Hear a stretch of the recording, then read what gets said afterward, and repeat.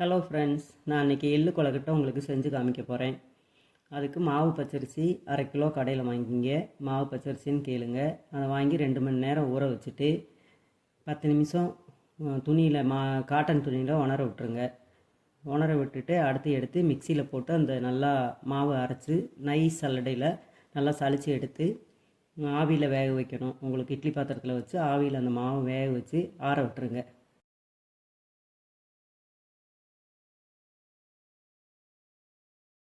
அடுத்து பூரணம் ரெடி பண்ணுறதுக்கு எள், மண்டை வெல்லம் பொடித்தது, ஏலக்காய் தூள், ஒரு தேங்காய் சின்னது திருவியது எல்லாம் எடுத்துக்கோங்க. எள்ளை வந்து நல்லா வறுத்து பொரியிற அளவுக்கு வறுத்தா போதும். வறுத்து அதை ஆற விட்டுருங்க. தேங்காயும் நல்லா வறுத்து அதையும் ஆற விட்டுருங்க. அப்புறம்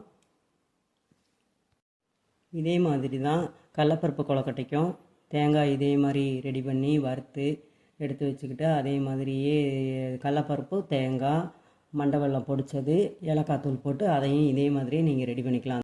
1/2 கிலோ மாவுக்கு 1 டம்ளர் பொடித்த வெல்லம் நீங்கள் ரெடி பண்ணி வச்சுக்கோங்க. அடுத்து என்ன செய்யணும்னா மாவு பிசைகிறது. அந்த மாவு பிசைகிறதுக்கு 1/2 கிலோ அரிசி மாவு இது. அதுக்காக வேண்டி 1 டீஸ்பூன் ஆயில் அதில் போட்டுட்டு 1/2 டீஸ்பூன் உப்பு, தண்ணி 1/2 டம்ளர். அதுக்கு மேலே வந்து சப்பாத்தி மாவுக்கு மாதிரி நீங்கள் தெளித்து பிசைஞ்சுக்குங்க. பிசைஞ்சு சப்பாத்தி மாவு மாதிரி இந்த மாவை கொழுக்கட்டை மாவை ரெடி பண்ணி சாஃப்டாக இருக்கும். நல்லா ரெடி பண்ணி வச்சுக்கணும்.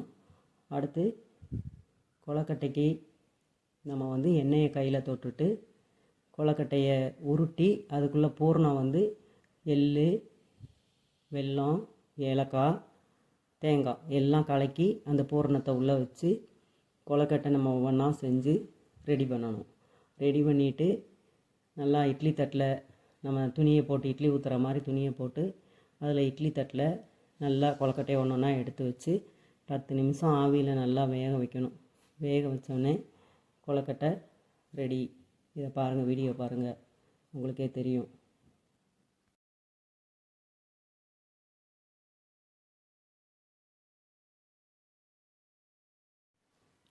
இப்போ பாருங்கள் ஃப்ரெண்ட்ஸ், மிக்ஸ் பண்ணுறதெல்லாம் நான் சொல்லிட்டேன். இப்போ ஸ்டஃப் பண்ணுறத கொழுக்கட்டைக்கு ஸ்டஃப் பண்ணி எப்படி வேக வைக்கிறதுங்கிறத நான் காமிக்கிறேன் வீடியோவில்.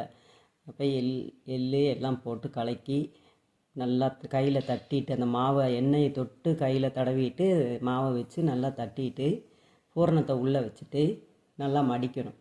மடித்து எண்ணெயை தொட்டுக்கிட்டு விரலில் தொட்டுக்கிட்டு அப்படியே மடித்து நான் செய்கிற மாதிரி நீங்கள் கொழுக்கட்டையை ரெடி பண்ணுங்கள்.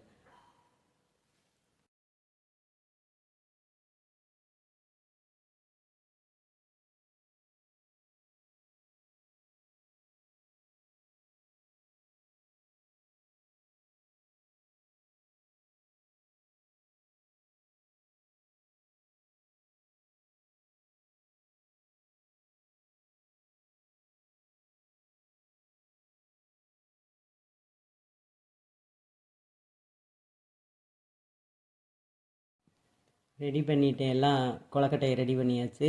நான் இட்லி பாத்திரத்தில் எப்படி வச்சு 10 நிமிஷம் வேக வைக்கிறேங்கிறதையும் காமிச்சிருக்கேன். 10 நிமிஷம் வெந்தால் போதும். முதல்ல மாவு வெந்த மாவுனால் நல்லா வெந்து 10 நிமிஷத்துலேயே வெந்துடும். இந்த கொழுக்கட்டை வந்து நல்லா சாஃப்டாக இருக்கும். நீங்கள் கடையில் வாங்குகிற மாவு வந்து கெட்டியாக இருக்கும் ஆறின பின்னாடி. இது ஆறுனாலும் இந்த கொழுக்கட்டை வந்து நல்லா சாஃப்டாக இருக்கும், சாப்பிட்றதுக்கும் டேஸ்ட்டாக இருக்கும். இப்போ சுவையான கொழுக்கட்டை ரெடி உங்களுக்கு.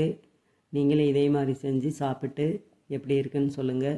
சப்ஸ்கிரைப் பண்ணுங்கள், லைக் பண்ணுங்கள், ஷேர் பண்ணுங்கள். கமெண்ட்ஸில் எப்படி இருக்குன்னு சொல்லுங்கள்.